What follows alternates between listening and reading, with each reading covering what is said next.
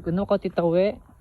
Hello Agata! Good afternoon. So, andito ko ngayon sa farm, sa mango farm ng Joms, kung saan parang back to basic ang atake natin ngayon. Ngayon, nagsasaing ako dito sa aming dirty kitchen. At marami pang mangyayari dito ngayon kasi, tingnan mo naman, no?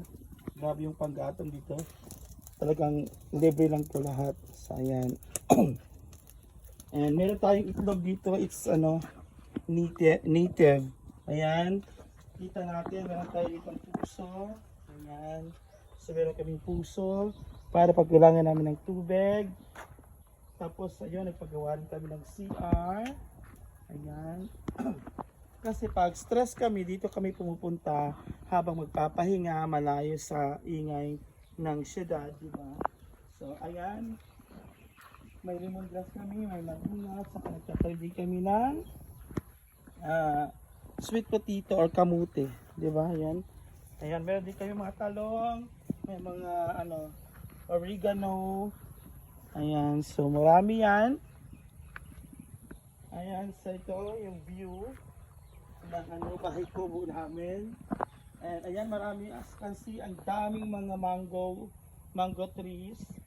Ayan, pag namunga yan, diba. Ang daming mga palkata trees also. And dito kami magsisit up ng buffet for tomorrow's event kasi dito kami magpapahinga bukas. Kasi nga, birthday ni Tutot bukas. Kaya dito kami lahat, sama-sama kami, salo-salo bukas. At pag-prepare si Ate Zumili ng maraming foods para po sa mga kaibigan, bisita at mga kaibigan, diba? So pakita mo agad kung gaano kalawak ang mango farm na Ate Zumilin. Kagwapa sa bito. Ayan, ayan. And kung kailangan nyo pumunta dito, sabihan nyo lang po kami, especially the boys out there.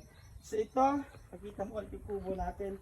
Marami kami dalang gamit ngayon and alam mo naman, kailangan pag pumunta tayo sa isang lugar, kailangan kumpleto tayo. Meron kami mga bigas, pagkain, at saka kung anong anik-anik na dala namin dito. So, ayan, may yellow kami at wala kaming ilaw kasi wala pang kuryente.